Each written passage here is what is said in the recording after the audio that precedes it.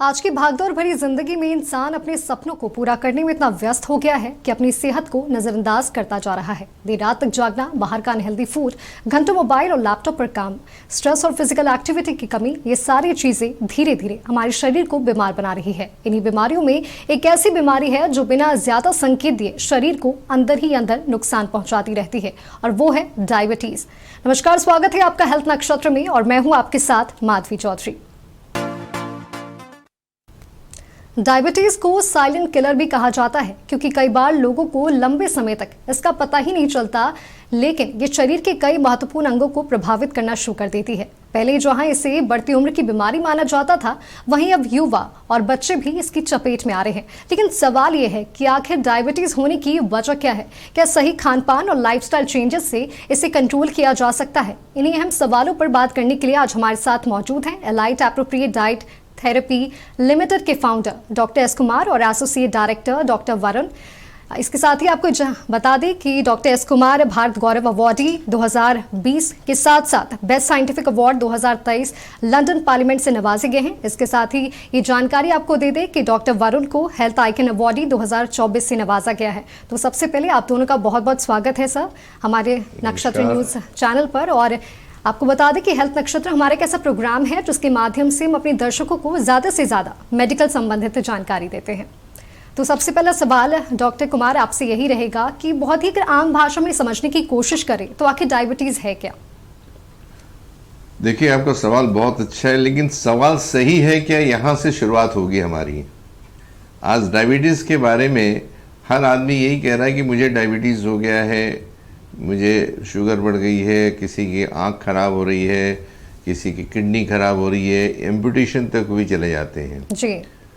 तो सवाल अभी ये है कि डायबिटीज़ है क्या और उसको कैसे आइडेंटिफाई किया जा सकता है। तो आज जो भारत में जो प्रचलित जो टेस्ट हैं, भारत नहीं अपितु पूरे वर्ल्ड में, हमारे यहाँ सिर्फ 3 टेस्ट होते हैं। खाना खाने के पहले की शुगर जिसको फास्टिंग शुगर बोलते हैं, खाना खाने की 2 घंटे के बाद जिसको पोस्ट मील शुगर बोलते हैं, और तीसरी जो होती है उसको ग्लाइकोलेटेड जो हीमोग्लोबिन बोलते हैं, वो 3 महीने का एक स्टेट बोलते हैं जिसको HbA1c के नाम से जाना जाता है। अगर मैं आपसे पूछूं कि क्या आपको इसके अलावा कोई टेस्ट मालूम है क्या, मैं आपसे पूछना चाहता हूं।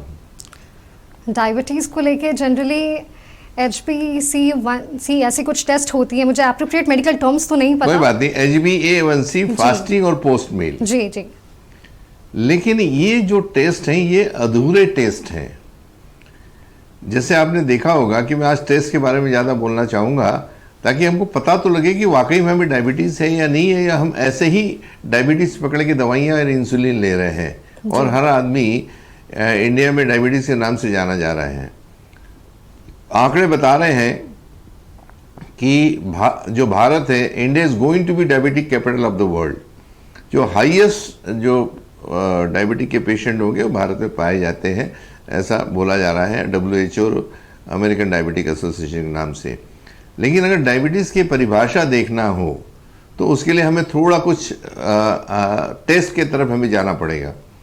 आपने देखा होगा कि जो प्रचलित टेस्ट हैं इंडिया में, फास्टिंग, पोस्ट मील और HbA1c, तो आपने देखा होगा कि जब हम थर्मामीटर से कोई किसी का टेम्परेचर बॉडी का देखते हैं तो ये बॉडी का टेम्परेचर बता रहा है, लेकिन ये नहीं बताता है कि आपका टेम्परेचर का कारण क्या है, टाइफाइड है, मलेरिया या टीबी है जी। इसके लिए फिर से दूसरे दिन एक आपको क्रोसिन की गोली दी जाती है पैरासिटामोल की, और दूसरे दिन फिर से टेस्ट किया जाता है आपको टाइफाइड है, मलेरिया, टीबी है। अगर टीबी भी अगर आपको है तो 6 महीने में आपकी टीबी पूरी तरह ठीक हो जाती है। इसके बाद आपको फिर से टीबी नहीं होती अगर हमने प्रिकॉशंस लिए तो।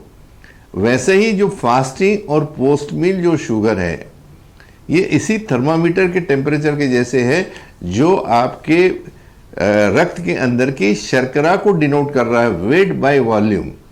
जैसे 200 मिलीग्राम पर 100 डेसीलीटर बोलते हैं, तो 100 ml में कितनी शर्करा है जी।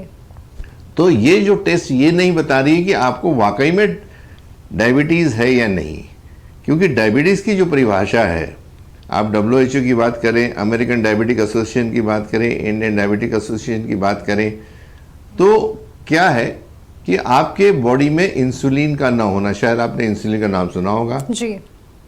दूसरा, आपका जो पेंक्रियाज है उसका डिसफंक्शन होना, यानी जहां जो बीटा सेल होते हैं उसका खत्म हो जाना, जो कि आपकी इंसुलिन बनाती है। और तीसरा एक टेस्ट है जो 1967 में आया, सी पेप्टाइड। ये C peptide should be less than 0.8। अगर ये तीनों पैरामीटर आपके बराबर हैं तो टाइफाइड, आपको डायबिटीज बोलने का अधिकार न मुझे है, न मेडिकल साइंस को है, न सुप्रीम कोर्ट को है। ध्यान रखिए मैं क्या बोल रहा हूं जी। अगर ये टेस्ट किए जाएं तो आपको समझ में आएगा। तो हमारे यहाँ जो तीनों टेस्ट बोल रहे हैं, इसके अलावा 5 टेस्ट और बहुत जरूरी हैं। एक होता है फास्टिंग सीरम इंसुलिन, आपके बॉडी में कितनी इंसुलिन बन रही उसकी मात्रा आइडेंटिफाई होती है। यह है 1950 का टेस्ट। इसके बाद में एक ऐसा टेस्ट है जिसको हम लोग सी पेप्टाइड बोलते हैं। ये जो टेस्ट है 1967 का टेस्ट है। ये सी पेप्टाइड तभी आता है जब बॉडी के अंदर एंडोजेनस इंसुलिन पाई जाती है, ये एक्सटर्नल इंसुलिन में नहीं पाया जाता है। तीसरा है बीटा सेल, इसके भी टेस्ट होते हैं, ये भी सबके नॉर्मल पाए जाते हैं।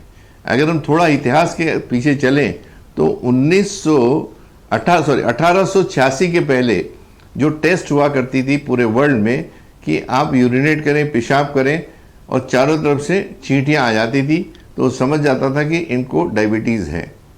लेकिन ऐसा एक साइंटिस्ट था जर्मन का, एडोल्फ कुसुमल, जिन्होंने फास्टिंग और पोस्ट मील शुगर की निजात की कि आपको कितनी शुगर आपके बॉडी के अंदर खाने के पहले या खाने की बाद पाई जाती है। ये 1886 की टेस्ट है। ध्यान रखिएगा मैं क्या बोल रहा हूं। ये टेस्ट उतने पहले वहां से लेके, और ये 24 घंटे में 24 बार बदलती है। तो हम किस टेस्ट को पकड़ा जाए, तो उसके लिए 1958 में HbA1c की टेस्ट आई जो 3 महीने में एक बार बदलती है। तो अभी यही टेस्ट किए जा रहे हैं। लेकिन उसके पहले 1923 में एक टेस्ट, एक डॉक्टर बैंड करके थे, मैक्लाइड्स, इन्होंने कोशिश की कि जो शुगर हमारी बराबर नहीं आ रही इसका कारण क्या है। तो डिस्कवरी हुई है इंसुलिन की। इंसुलिन का नाम जैसे अभी आप देख रहे हैं कि इंसुलिन की इसमें डिस्कवरी हुई है जी। और इसके बाद इनको भी नोबेल प्राइज मिला है। देखिएगा जितनों ने भी इन्वेंट किया है सबको नोबेल प्राइज मिल चुका है। इसके बाद में जब इंसुलिन, जो उन्होंने क्या किया कि एक डॉग लिया, उसका पेंक्रियाज निकाला, वो पेंक्रियाज लिया तो वो डॉग की मृत्यु हो गई। तो उन्होंने देखा कि इस पेंक्रियाज में कुछ ऐसी चीज है जो कहीं ना कहीं शुगर को कंट्रोल करती है। तो उन्होंने उसको प्रो इंसुलिन नाम दिया। और एक जो बच्चा था जिसका नाम था लेनॉर्ड थॉमसन, इसको पूरे वर्ल्ड का पहला इंजेक्शन दिया गया। उन्होंने उस पेंक्रियाज का पाउडर बनाया और इंजेक्ट किया। जो लेनॉर्ड थॉमसन था उसकी जो शुगर है इमीडिएटली कंट्रोल होने लगी और वो 17 साल का था और 27 साल तक जिया और हष्ट पुष्ट होने लगा। इसके बाद में हमने ये डिसाइड किया लोगों ने कि भाई ये तो बोल रहे इंसुलिन नहीं बन रही, लेकिन एक लेडी ऐसी थी, शी वॉज अ स्कॉलर, रेलॉन टालो करके। उन्होंने 1950 में देखा कि सब लोग बोल रहे हैं कि इंसुलिन तो बन ही नहीं रही है। तो उन्होंने ऐसी एक मेथड निकाली जिससे पता लग सके कि हमारी बॉडी के अंदर कितनी इंसुलिन बन रही है। और उनको भी 1977 में नोबेल प्राइज से नवाजा गया। ये सब चलता गया। बाद में जब ये सब टेस्ट आई 1967 में, जो अल्फ्रेड थे स्टेनर, ये भी डॉक्टरेट थे, इन्होंने टेस्ट किया कि भाई ये इंसुलिन के अंदर क्या क्या होता है। तो उन्होंने उसके अंदर सी पेप्टाइड पाया। तो सी पेप्टाइड में आपको बताना चाहूँगा कि ये जो सी पेप्टाइड का आप इस उंगली से बात कर, जैसे अंगूठा है, ये अंगूठा कोई बना नहीं सकता सिवा भगवान के। तो जितने लोग इस दुनिया में आए हैं आज तक, उनका अंगूठा और आने वाले कई सालों तक जो इंसान आएंगे उनके अंगूठे की उंगलियां जो हैं सबकी अलग अलग होती है। तो जो C peptide is created by the God, तो अगर हमारे बॉडी के अंदर जो इंडोजेनस इंसुलिन बनती है उसी में सी पेप्टाइड पाया जाता है। जो एक्सटर्नल इंसुलिन बनती है उसमें सी पेप्टाइड नहीं पाया जाता है। इससे पता लगता है कि आपकी डायबिटीज है या नहीं। जो इंसुलिन जो परिभाषा बनी है डायबिटीज में उसमें वो मेल खाता है, लेकिन सबकी सी पेप्टाइड औसतन सबकी बराबर आती है। यहीं फिर बीटा सेल आए और लास्ट में जो टेस्ट आई है हमारे वर्ल्ड में उसको होमा आर बोलते हैं, जिसमें एक्सेस जो इंसुलिन बनी है उसका रेजिस्टेंस पाया जाता है। तो ये जो क्रमशः जो टेस्ट हुए हैं 1886 से लेके 1985 तक, ये टेस्ट आज तक भारत में या भारत के बाहर कोई नहीं करा रहा है। अगर ये टेस्ट किए जाए तो सबके नॉर्मल आते हैं। अगर परिभाषा के हिसाब से हम चलें कि डायबिटीज़ की परिभाषा ये है, तो ये जो फाइंडिंग्स है ये उसको मेल नहीं पा रहे हैं। तो ऐसी दृष्टि में डायबिटीज़ बोलना, रक्त में बढ़ी हुई शुगर को डायबिटीज़ कहना ये गलत होगा। हमारे यहाँ क्या हो रहा है कि रक्त में बढ़ी हुई शुगर को डायबिटीज़ बोला जाता है। तो भारत के 90% लोग ऐसे हैं जिनको को डायबिटीज न होते हुए भी डायबिटीज का इलाज ले रहे हैं क्योंकि उनकी शुगर बढ़ी हुई है। डॉक्टर कुमार, आपने डायबिटीज की परिभाषा को बहुत ही अच्छे तरीके से समझाया हमें, और आगे हम डॉक्टर वरुण से भी इसके बारे में बहुत सारी चीजें जानेंगे। फिलहाल हम बात कर रहे हैं डायबिटीज के बारे में, और आज हमारे साथ मौजूद हैं डॉक्टर एस कुमार के साथ साथ डॉक्टर वरुण भी, और आगे हम अपनी चर्चा को जारी रखते हैं। डॉक्टर वरुण, जैसे हमने पहले सुना, डॉक्टर एस कुमार ने बहुत ही सरल भाषा में डायबिटीज़ की परिभाषा को हमें समझाने की कोशिश की, और जैसे जो 5 टेस्ट उन्होंने बताए हैं, अगर 5 टेस्ट के बाद अगर हमें पता चलता है कि डायबिटीज़ हमें हुए हैं, तो डायबिटीज़ होने का मुख्य कारण क्या बताया गया है? देखिए, जैसा सर बार बार बता रहे हैं कि एक्चुअली डायबिटीज है या नहीं ये पता करना बहुत जरूरी है जी। तो ये जो टेस्ट हैं ये आपको इस बारे में बता देंगे कि आपको एक्चुअली डायबिटीज है या नहीं। अब यहाँ से 2 स्टोरीज शुरू होती हैं। नंबर 1 कि आपकी शुगर बढ़ी हुई है, और नंबर 2 आपकी शुगर बढ़ने के पीछे कारण जो हमें पता करना है वो। तो नंबर 1 जैसा मैं बता रहा था आपको कि शुगर बढ़ी तो हुई है, लेकिन इंसुलिन आपके शरीर में बन रहा है। आपने जो सारे टेस्ट के नाम अभी सुने, fasting serum insulin, C peptide, HOMA IR, insulin sensitivity, beta cell function, ये सारे टेस्ट आपके नॉर्मल आए हुए हैं, लेकिन इसके बावजूद आपकी शुगर बढ़ी हुई है। तो जैसा सर ने क्लासिफाई किया, डायबिटीज़ और शुगर दोनों अलग अलग हैं, तो ऐसे पेशेंट को हम शुगर का पेशेंट बोलेंगे, और इनका ट्रीटमेंट बिल्कुल अलग तरीके से होता है क्योंकि इनका रूट कॉज अलग है। दूसरे जो पेशेंट्स इनकी रिपोर्ट्स ये नॉर्मल नहीं आ रही हैं, कहीं ना कहीं उनके इंसुलिन बनने में प्रॉब्लम है या कहीं ना कहीं उनके बीटा सेल्स काम नहीं कर रहे हैं, तो उनका मोड ऑफ ट्रीटमेंट बिल्कुल अलग तरीके से हो जाता है। तो हम उन 90% लोगों की बात करते हैं जिनको ये बोला गया है कि उनको डायबिटीज़ है, लेकिन उनकी ये सारी रिपोर्ट्स नॉर्मल आती हैं। तो उसके पीछे का रूट कॉज सिंपल सा है, आपके सेलुलर लेवल पे शुगर का यूटिलाइजेशन पर्याप्त मात्रा में नहीं हो पा रहा है, जिसके कारण ब्लड शुगर लेवल बढ़ा हुआ है। और हमें और कुछ नहीं करना है, आपकी जो 100 ट्रिलियन सेल्स हैं वो आपके इस ब्लड शुगर को यूज करके उससे एनर्जी का निर्माण कर लें, इतना हमें करना है। और उसका सबसे बड़ा जो छुपा हुआ रहस्य है वो आपके किचन में ही है, क्योंकि हमारी जो डाइटरी हैबिट्स हैं वो कुछ इस तरह की हो गई हैं कि हमारे बॉडी के नेचुरली गिवन सिस्टम को, गॉड गिवन सिस्टम को वो डैमेज कर रही हैं over a period of time. इनको कोई खराब होने में कोई 1 दिन 2 दिन का समय नहीं लगता है, सालों लग जाते हैं, बिकॉज हमारी बॉडी में जो सेल्फ हीलिंग प्रोसेस गॉड ने दी हुई है वो इस डैमेज को एक टाइम पर रिपेयर भी करती जाती है। बट क्योंकि हम लोग थोड़े हटीले होते हैं और ज़बान के थोड़े से हम लोग फ़ैन होते हैं, तो उसके हिसाब से हम अपने खान पान को कंट्रोल नहीं कर पाते हैं, जिससे हमारे बॉडी का गॉड गिवन सिस्टम डैमेज हो जाता है।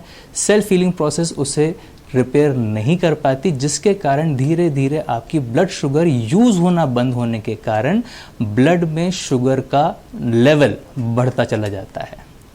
अब हमारे पास सिंपल सा उसका सोल्यूशन है, आप उस लेवल को कंट्रोल करने की जगह उसे आप यूटिलाइज करवा दें।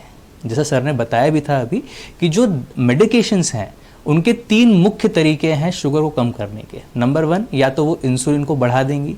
नंबर 2, आपकी यूरिन से शुगर को बाहर निकाल देंगी। नंबर 3, आपके शुगर को फैट में कन्वर्ट करेंगी।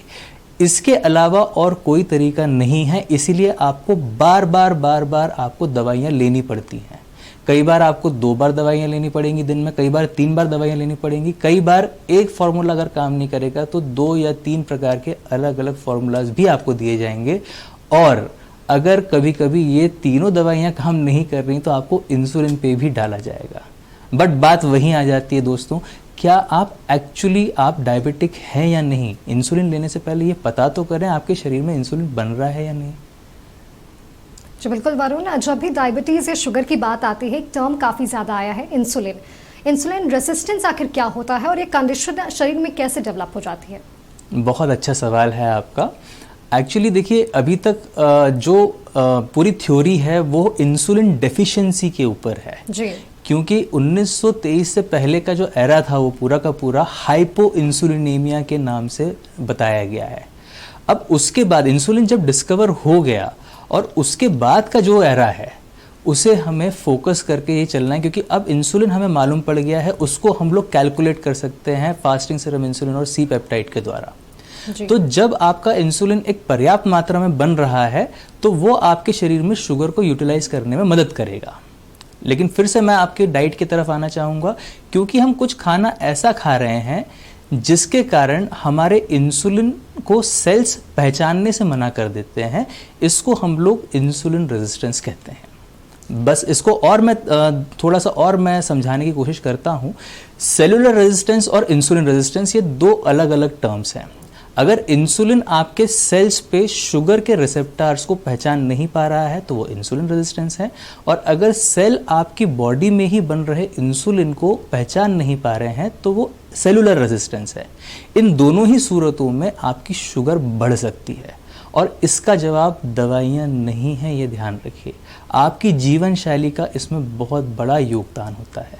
तो दोस्तों, हमें सबसे पहले इंसुलिन रेजिस्टेंस और सेलुलर रेजिस्टेंस को समझते हुए उसके ऊपर काम करना है। इसके कारण आपकी जो बॉडी है, क्योंकि आपकी सेल्स इंसुलिन को आइडेंटिफाई नहीं कर रही हैं, इसीलिए वो एक्सेस इंसुलिन बनाना शुरू कर देती हैं, जो इंसुलिन रेजिस्टेंस को बढ़ावा देता है। और इसको अगर आपको पता करना है कि आपकी बॉडी में इंसुलिन रेजिस्टेंस है या नहीं, तो एक रिपोर्ट होती है जिसका नाम मैंने भी लिया, HOMA-IR, homeostatic model assessment for insulin resistance. ये जांचें आपको कराना चाहिए। डॉक्टर वरुण, अगर किसी व्यक्ति की फैमिली हिस्ट्री में अगर डायबिटीज़ हो रही है तो उसे प्रिवेंटिव लेवल पर किन बातों का विशेष ध्यान रखने की ज़रूरत है? देखिए, इसमें आपको सबसे पहले, जैसा मैं बता रहा था, आपका प्रॉब्लम आपके किचन से है और उसका सॉल्यूशन आपके किचन में ही है जी। जो सबसे बड़ा दुश्मन हमारे किचन में छुपा हुआ है वो है खाने का तेल। हमारे यहाँ पे सीड ऑयल्स का प्रचलन बहुत ज़्यादा है, खासकर कि मस्टर्ड ऑयल हम लोग बहुत यूज़ करते हैं। अगर आप किसी से भी पूछेंगे, जनरली यूपी, एमपी, बिहार, यहाँ पे हम लोग देखते हैं तो सीड ऑयल्स बहुत ज़्यादा प्रचलित हैं। अगर हम लोग थोड़ा सा मध्य प्रदेश की तरफ जाते हैं तो वहाँ पे सोयाबीन का और आपके पीनट ऑयल आपका यूज़ किया जाता है, मूंगफली का तेल। तो ये जितने भी सीड ऑयल्स हैं, इनको एक्चुअली जब हम गरम करते हैं, क्योंकि हमारे यहाँ जितनी भी रेसिपीज़ हैं उनको बिना डीप फ्राई किए नहीं बनाया जा सकता। तेल को गरम नहीं जब तक करेंगे तब तक हमें मज़ा नहीं आता खाने में, जब तक तड़का नहीं लगेगा तब तक हमें मज़ा नहीं आता। तो ये जो तेल है, जैसे ही हम लोग इसको हाई टेम्परेचर देते हैं, क्योंकि इन सीड ऑयल्स का जो स्मोक पॉइंट है वो बहुत लो होता है, इसलिए ये कन्वर्ट हो जाते हैं ट्रांस फैटी एसिड में, एडवांस ग्लाइकेशन एंड प्रोडक्ट्स में, एक्रेलामाइड में, जो आपकी बॉडी में अंदर जाने के बाद आपके सेल्स पे एक लेयर बना देते हैं। और इस लेयर को भेद पाना ना तो इंसुलिन के लिए पॉसिबल होता है, ना ही शुगर के लिए, और इसी कारणवश आपकी शुगर बढ़ना शुरू हो जाती है। तो खाने के लिए जो डॉक्टर एस कुमार सर ने जो रिसर्च करके जो तेल खोज के निकाला है, वो सबसे बेस्ट होता है चावल के छिलके से निकाला हुआ राइस ब्रान ऑयल। तो अगर आप ये जो इसकी जो सबसे बेस्ट क्वालिटी अवेलेबल होती है वो अल्फा कार्डियो डी आती है, अवेलेबल होती है, वो आप अगर यूज़ करना शुरू करें तो आप कहीं ना कहीं अपने आप को बचा सकते हैं। जी बिल्कुल डॉक्टर वरुण। डॉक्टर कुमार, जैसे हमने सुना कि डाइट और मेडिकल न्यूट्रिशन थेरेपी डायबिटीज़ के लिए काफ़ी ज़्यादा अहम रोल प्ले करता है। वैसे भी अगर आप देखिए, मार्केटिंग काफ़ी ज़्यादा होती है शुगर फ्री प्रोडक्ट्स की, काफ़ी ज़्यादा चर्चा होती है, आप टेलीविजन में देखते होंगे तरह तरह के एड्स होते हैं, वो कितना बेनिफिशियल होता है? देखिए, फिर मैं फाउंडेशन की तरफ जाऊंगा। भाई, हमें शुगर फ्री प्रोडक्ट्स क्यों चाहिए? जी, शुगर तो हमारा दोस्त है, कोई दुश्मन थोड़ी है। वो तो एनर्जी है, हमारा फ्यूल है। हमारा प्रॉब्लम ये है कि शुगर जो बन रही है उसका इस्तेमाल की बात करेंगे। जैसे अगर जो लोग बहुत बिजनेस में, सब कोई जानते हैं कि दो तरह के अकाउंट होते हैं, सेविंग अकाउंट और करंट अकाउंट। तो जो शुगर जो आपकी आ रही है वो सेविंग अकाउंट में जमा हो रही है, उसको करंट अकाउंट में ट्रांसफर, जितनी बन रही है उसका यूटिलाइजेशन होना चाहिए। अगर वो इक्यूमुलेट हो रही है, यूटिलाइजेशन नहीं हो रहा, तो बढ़ी हुई आती है और इसको डायबिटीज बोलते हैं। ये साइंस इसको नहीं एक्सेप्ट कर सकता है। आपको चाहे कितनी भी शुगर बने, कोई दिक्कत नहीं है, उसका इस्तेमाल होना चाहिए। अगर इस्तेमाल नहीं हुआ तो बढ़ा हुआ आएगा, बहुत सिंपल सी बात है। और इसको ये डायबिटीज बोल रहे हैं, वो टोटली इन टोटो गलत है।